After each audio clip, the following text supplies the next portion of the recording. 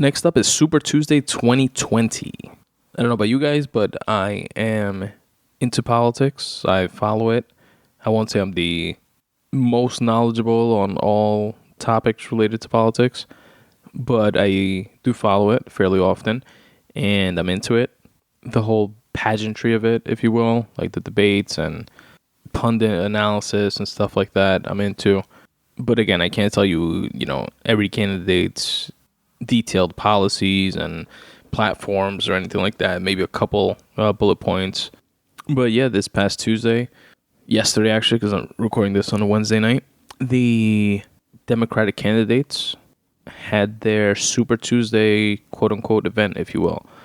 For those of you that don't know what Super Tuesday is, it's the single biggest primary voting day after the primaries that kick it off, which are the Iowa caucus, and then followed by South Carolina, then Super Tuesday, where there are 14 state primaries happening in one day.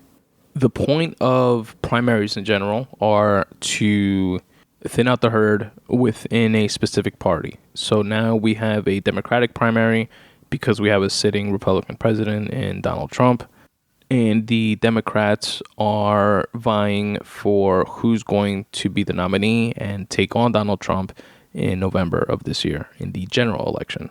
But first, we have to go through this process, which is the primary election process. Now, to become the guy or gal that is going to be representing the Democratic Party versus Donald Trump, you have to go through this primary process, accumulate votes, which correlate to a number of what are called delegates, and a specific number of delegates have to be won to become the party's nominee. I think it's like 1,900 and something delegates. Now, when a primary process starts, you usually have like a shitload of candidates. Democrats had this time around, I think it was like 10 I think it was like 20 candidates altogether. And, as the time goes on and, people don't have enough donations or not, polling at certain levels, they start, dropping out. The DNC, which is the Democratic National Committee, sets certain parameters in place for kind of like goalposts that candidates have to meet in order to qualify to be on the televised debates. And these goalposts are things like, X number of donations by this date from individual supporters, reaching X, percentage in the polls by this date, et cetera, et cetera. And the DNC has its own like checkered past. If you guys remember in 2016, it came out that they pretty much tipped the scales over to Hillary for her to gain the nomination when Bernie was beating her, and they pretty much fucked them out of the Democratic nomination. And that coming out resulted in, a bunch of like turnover at the DNC and changes in how they do things and, did things this time around. And it was like they tried to make it like a more transparent process. It was part of the whole scandal, if you guys remember, of like all those like leaked emails from Hillary Clinton, from her like campaign and stuff. It had to do with the DNC and a concerted effort of Democratic Party officials. They were coordinating. The email showed proof of them coordinating against Bernie to tip the scales in Clinton's favor and help her get the nomination. And Debbie Wasserman Schultz was the chairwoman of the DNC. She wound up resigning, after all the shit came out, and then immediately getting hired by the Clinton campaign. I mean, you can't get shadier than that, right? Like, it was like in your face, very transparent. But anyway, this organization, the DNC, is the one that's in charge of the Democratic National Party in terms of creating and organizing the platform by which we nominate a Democratic candidate for president. And they were more transparent, but, weird shit was kind of happening, like with the first primary, which was Iowa, when the votes were supposed to be out and counted. They weren't, and there was some sort of like technical glitch or some shit. Then the votes wound up, coming out, I think like the next day or even the day after that. And it's the type of shit that's like discouraging for folks. Like that stuff like this Like, those things are the reasons why people say, oh, fuck that, I don't vote, they're all full of shit anyway. And it's sad when shit like that happens because it's, they're proven right when shit like that happens. What do you say to that? I'm the type that is going to vote regardless and partake in the system and do my quote-unquote civic duty because regardless of, the fact that I'm in a blue state, I live in New York. New York is going to go Democrat, regardless. Like, I don't chalk it up to that because I think that type of groupthink at a large scale is what the issue is. And a lot of elections are decided by the people that don't go out and vote, especially local elections. And democracies are for the folks that participate in it. But I digress. So Super Tuesday had a lot of surprising results. Joe Biden, Sleepy Joe Biden, as Trump calls him, won 10 of the 14 states. He came out of nowhere.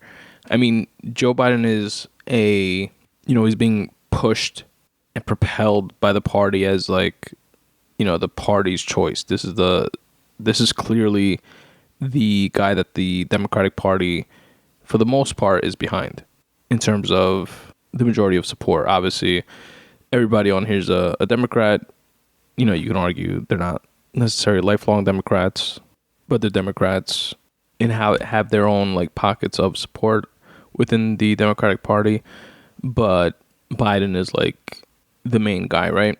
But he was doing so poorly in the debates that honestly I did not see him doing this well. I don't think many folks did. Saw him doing this well in Super Tuesday. But he's definitely propelled himself to be the official frontrunner now. I thought it was going to be Bernie taking home the most wins.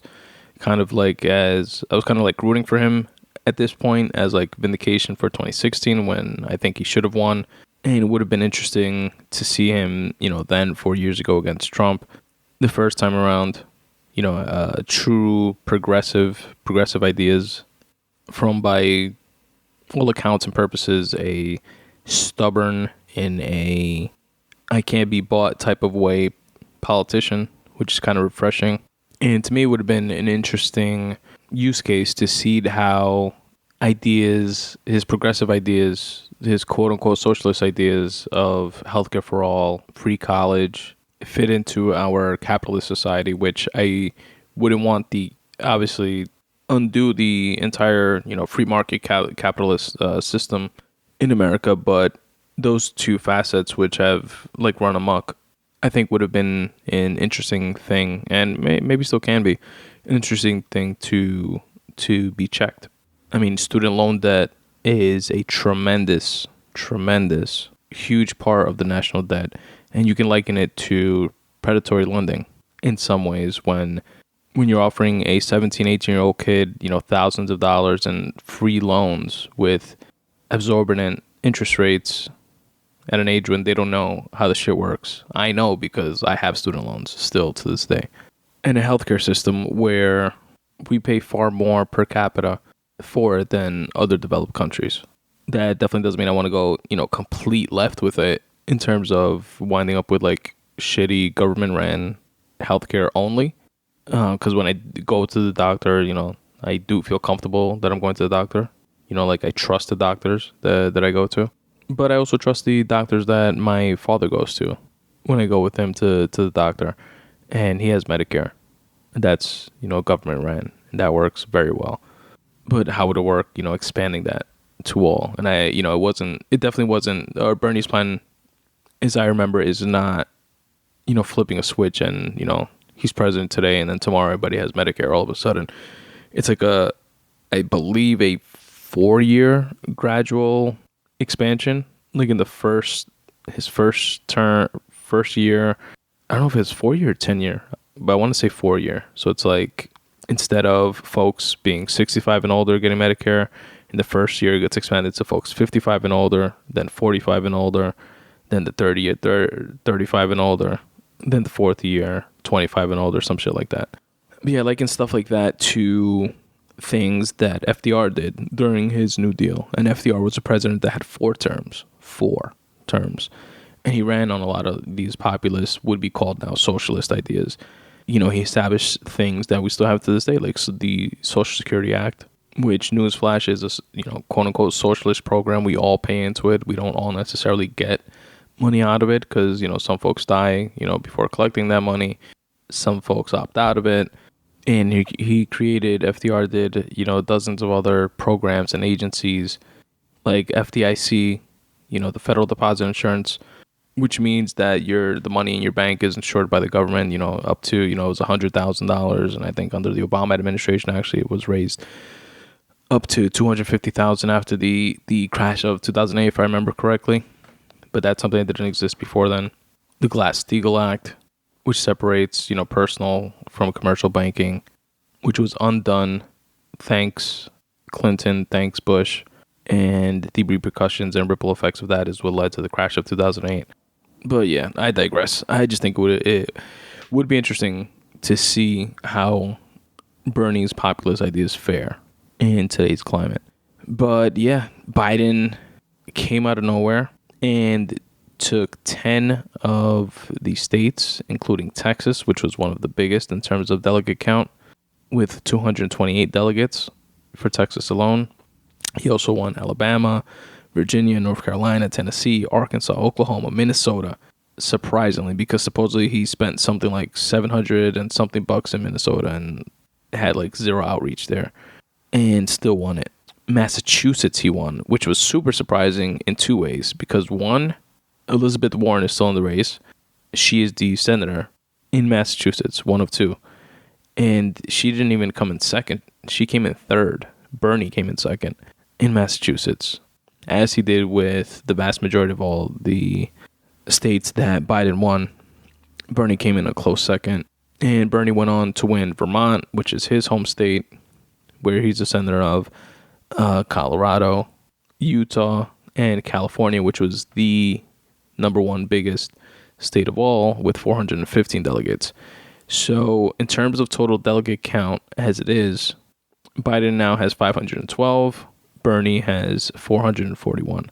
Bloomberg, which stepped down today after the results of Super Tuesday, had 53 delegates. Elizabeth Warren, which I don't think she has stepped down yet, but she also had 53 delegates. And Tulsi Gabbard, which I was actually rooting for from the get-go, she has one delegate count.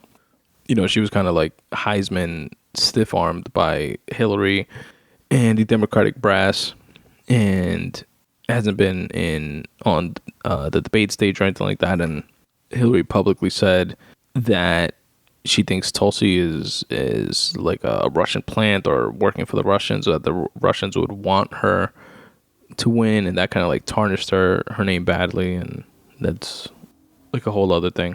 Bloomberg spent like $500-something million, was only part of two debates. I'm not surprised by the outcome. Him not being front runner, especially after the like lackluster performances in the debates. But what I was surprised by is that like Elizabeth Warren, who was thought to be a front runner similar to Joe Biden from the beginning, Bloomberg did better than she did, or just as good in terms of delegate count. But percentage wise, in a lot of these states, it's interesting to see how unlikable she is and how far $500+ million can get you. Mayor Pete stepped down and threw his support behind Biden, which Mayor Pete, first openly gay, viable Democratic candidate for president, and actually won Iowa, which is like a big deal. Surprisingly, dropped out, as did Amy Klobuchar, which was doing fairly well in debates and polls. And I think also through her support behind Biden, and when shit like that happens, it's usually, if Biden is the front runner, they're promised, unofficially told that they'll have like a cabinet position and as part of his administration, or maybe be vice president or something like that. Similar to how Hillary was made Secretary of State under President Obama. And although I'm not the biggest fan of Joe Biden, and I kind of feel like he's like a bit unhinged, and I don't know, I just don't feel completely right about him. If he does have a strong VP, it'll make me feel better. Definitely makes me feel better than the current unhinged fuck that we have in the White House now. And my brother actually brought up a good point that it would be like a refreshing wave of like new Democratic blood in, with all these folks, Klobuchar, Pete, Biden, going to the White House, going to Washington. So we'll see. Let's see how that stuff plays out. There's still a few more months for things to finish shaking out. I don't see Elizabeth Warren staying in the race too much longer, but I think she openly said that she's going to stay until the end or something like that. But I don't think Pocahontas wants that smoke. That is one positive contribution from Trump, though. The nicknames that he's so good at giving people and branding them. Some of them are really fucking funny. Like Bloomberg is always going to be Mini Mike to me now. I hope Trump loses and then goes on like a cross-country stand-up comedy tour and is really bitter and like airing out all the inside Washington secrets and shit. Wouldn't that be fun?